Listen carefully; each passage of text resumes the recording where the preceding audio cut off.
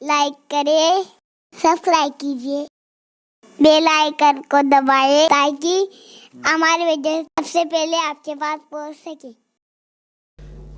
ईद क्या है?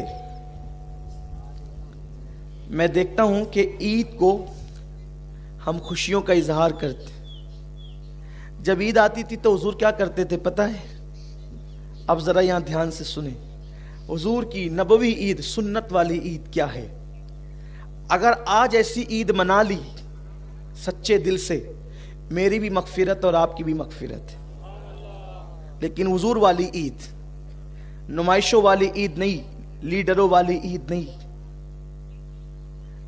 इल्म जाहिर के परस्तारों की ईद नहीं, हुजूर की सुन्नतों वाले ईद। जब ईद आती थी तो हुजूर अलैहिस्सलाम ये करते थे कि जितने जंगी कैदी होते, जंगी कैदी जिनको कैद में डाला जाता, हुजूर फरमाते कसूर कुछ भी हो छोड़ो, आज हमारी ईद आ गई, इन सबको आजाद कर दो।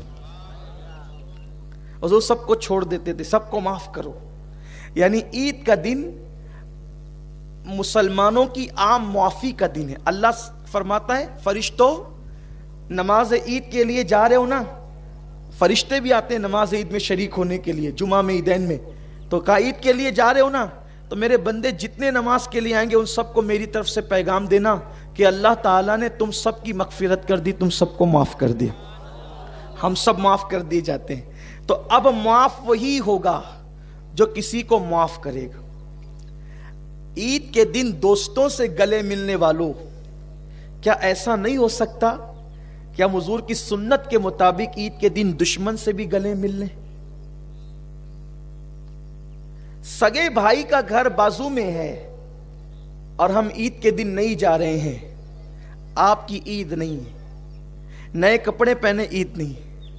बहन है घर में रो रही है और आपसे छोटे से झगड़े की वजह से आप उसके घर नहीं जा रहे हैं, आपकी सबकी ईद हो सकती, आपकी नहीं है। तो आज ईद कैसे मनाएंगे?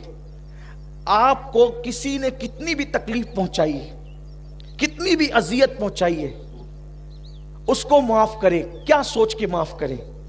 उसने आपको दुख दिया, उसने आपको तकलीफ पहुंचाई, उसने आपको गाली दी, उसने आपको सताया। अब आपकी वजह से वो जहन्नम का अजाब भुगतेगा। बोलो तकलीफ किसको होगी? उम्मती जहन्नम में जाएगा, तकलीफ किसको होगी? हुजूर को होगी। समझ रहे हैं आप? मेरी बात आपकी समझ में आ रही है? उम्मती जहन्नम में जाएगा, तकलीफ किसको होगी? हुजूर को होगी।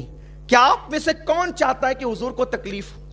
जब सैयदना फारूक आजम पर एक शख्स ने हमला किया, खंजर से हमला किया और आप जमीन पर आ गए, और फिर हजरत अब्दुल रहमान इब्न औफ ने नमाज पढ़ा दी, तो आपका पहला सवाल यह था मेरा कातिल कौन है?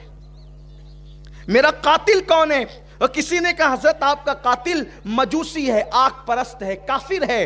आपने कहा अल्लाह तेरा शुक्र है मेरा कातिल कोई मुसलमान नहीं है। तो किसी ने पूछा फारूक आजम अगर आपका कातिल मुसलमान भी होता तब भी आप शहीद होते, क्योंकि किसी को कत्ल कर दे मुसलमान तो भी वो शहीद है।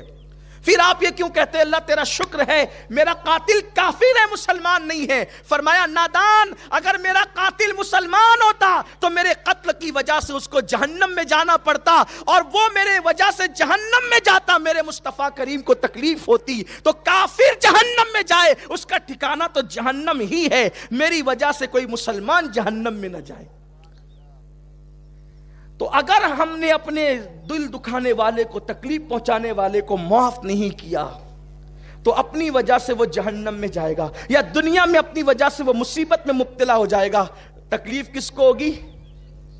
अरे उस नादान को मत देखो जो तुम्हारा दिल दुखा रहा है, उस महबूब को देखो जो गुंबदे खजरा में आराम कर रहा है। इसलिए अगर भाई ने दिल दुखाया, बहनों ने दिल दुखाया, दोस्तों ने दिल दुखाया, अहबाब ने दिल दुखाया, और वो अहले ईमान है, तो नमाज शुरू होने से पहले मैं आपको आपके नबी का वास्ता, मेरे नबी का वास्ता देकर कहता हूं, गर्दन झुकाकर आधे मिनट के लिए उन बंदों का तसव्वुर कर लो और अर्ज करो अल्लाह मेरे दिल दुखाने वाले, मुझे तकलीफ पहुंचाने, मुझे सताने वाले को सिर्फ तेरे महबूब की खुशी के लिए मैं माफ करता हूं। اگر آپ نے ایسا کر دیا اور ہو سکے تو یہاں معاف کر کے ذرا جا کر اس کو اطلاع بھی دے دینا یا میسج بھی کر دینا یا فون بھی کر دینا کہ بھئی میں نے تجھے معاف کر دیا اگر ہو سکے تو، ورنہ اتنا معاف کرنا ہی کافی ہے۔ بولو ہو سکتا ہے ایسا؟ ہو سکتا ہے ایسا؟ بہن بھائی رشتہ دار اگر روٹھے ہوں تو ہم آج کے دن ان کو منا لیں، اور یہ دن آتا ہی اسی لیے، دیکھو اور دن ملنے کے لیے جاؤ گے نا تو آپ کو اچھمبا لگے گا، اجنبی پن لگے گا، یار یہ کیا ہو گیا، لیکن عید کے دن جاؤ گے نا تو لوگوں کو، اس کو بھی شوق ہوگا اور آپ کو بھی شوق ہوگا کہ یار تو ہے ہی آج کا عید کا دن نا، تو آج معافی کا دن ہے۔ بولیے ایسا ہو سکتا ہے؟